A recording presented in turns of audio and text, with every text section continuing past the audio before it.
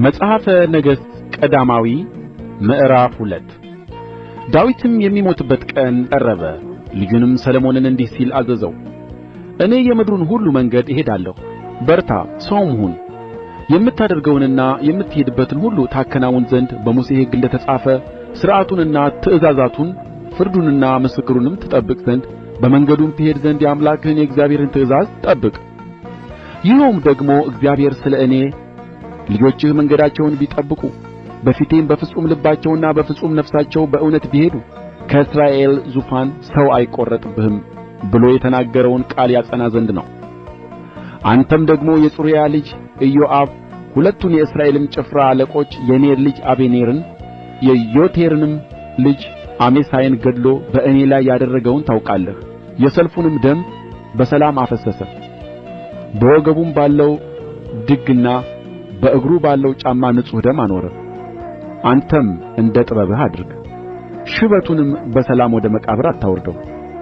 ከወንድምህ ከአቤሴሎም ፊት በሸሸሁ ጊዜ ቀርበውኛልና ለገለዓዳዊው ለቤርዜሊ ልጆች መልካም ቸርነት አድርግላቸው፣ በማዕድህም ከሚበሉት መካከል ይሁኑ። እኔም ወደ መሃናይም በሄድሁ ጊዜ ብርቱ እርግማን የረገመኝ የብራቂም አገር ሰው የብንያማዊው የጌራ ልጅ ሳሚ እነሆ በአንተ ዘንድ ነው። እርሱ ግን ዮርዳኖስን በተሻገርሁ ጊዜ ሊቀበለኝ ወረደ። እኔም በሰይፍ አልገድልህም ብዬ በእግዚአብሔር ምዬለታለሁ።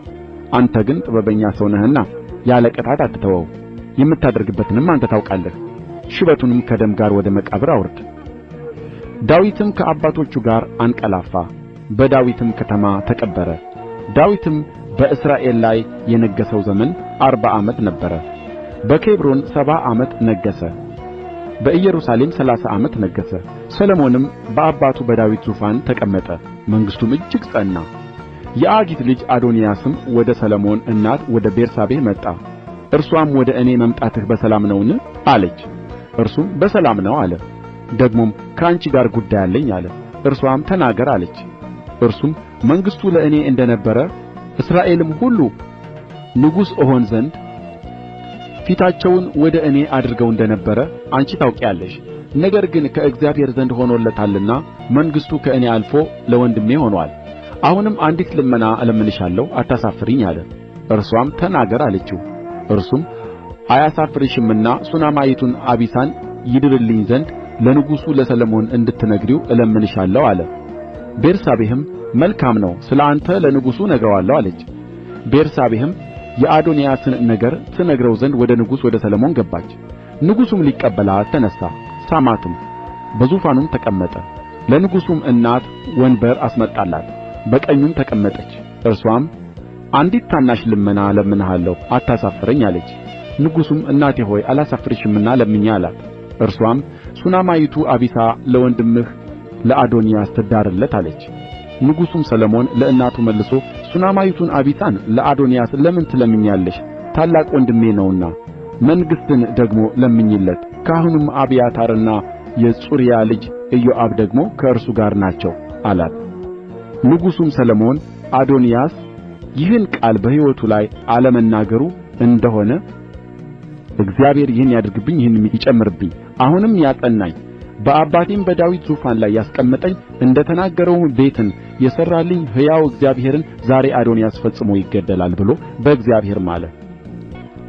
ንጉሡም ሰሎሞን የዮዳሄን ልጅ በናያስን ላከ። እርሱም ወደቀበት፣ ሞተም።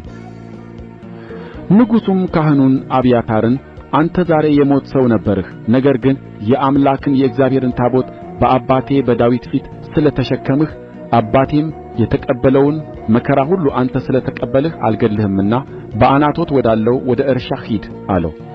በሴሎም በዔሊ ቤት ላይ የተናገረው የእግዚአብሔር ቃል ይፈጸም ዘንድ ሰሎሞን አብያታርን ከእግዚአብሔር ክህነት አወጣው። ለኢዮአብም ወሬ ደረሰለት። ኢዮአብም አቤሴሎምን አልተከተለም ነበር እንጂ አዶንያስን ተከትሎ ነበር። ኢዮአብም ወደ እግዚአብሔር ድንኳን ሸሽቶ የመሠዊያውን ቀንድ ያዘ። ንጉሡም ሰሎሞን ኢዮአብ ወደ እግዚአብሔር ድንኳን ሸሽቶ መሠዊያውን እንደ ያዘ ሰማ። ሰሎሞንም የዮዳሄን ልጅ በናያስን ሂድ ውደቅበት ብሎ አዘዘው።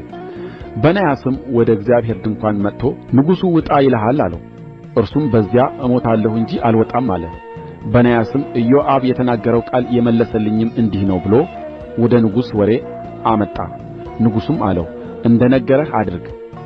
ኢዮአብም በከንቱ ያፈሰሰውን ደም ከእኔና ከአባቴ ቤት ታርቅ ዘንድ ገድለህ ቅበረው። አባቴ ዳዊት ሳያውቅ ከእርሱ የሚሻሉትን ሁለቱን ጻድቃን ሰዎች የእስራኤልን ሠራዊት አለቃ የኔርን ልጅ አበኔርን የይሁዳንም ሠራዊት አለቃ የዬቴርን ልጅ አሜሳይን በሰይፍ ገድሎአልና እግዚአብሔር ደሙን በራሱ ላይ ይመልሰው፣ ደማቸውም በኢዮአብ ራስና በዘሩ ራስ ላይ ለዘላለም ይመለስ። ለዳዊት ግን ለዘሩና ለቤቱ ለዙፋኑም የእግዚአብሔር ሰላም ለዘላለም ይሁን። የይሁዳም ልጅ በናያስ ወጥቶ ወደቀበት፣ ገደለውም፣ በምድረ በዳም ባለው በቤቱ ተቀበረ። ንጉሡም በእርሱ ፋንታ የዮዳሄን ልጅ በናያስን የሠራዊቱ አለቃ አደረገ። በአብያታርም ፋንታ ካህኑን ሳዶቅን አደረገ። ንጉሡም ልኮ ሳሚን አስጠራውና በኢየሩሳሌም ቤት ሠርተህ ተቀመጥ፣ ወዲህና ወዲያም አትውጣ። በወጣህበትም ቀን የቄድሮንንም ፈፋ በተሻገርህበት ቀን ፈጽመህ እንድትሞት እወቅ፣ ደምህ በራስህ ላይ ይሆናል አለው። ሳሚም ንጉሡን ነገሩ መልካም ነው፣ ጌታዬ ንጉሥ እንደ ተናገረ ባሪያህ እንዲሁ ያደርጋል አለው። ሳሚም በኢየሩሳሌም ብዙ ቀን ተቀመጠ። ከሦስት ዓመትም በኋላ ከሳሚ ባሪያዎች ሁለቱ ወደ ጌት ንጉሥ ወደ መዓካ ልጅ ወደ አንኩስ ኰበለሉ።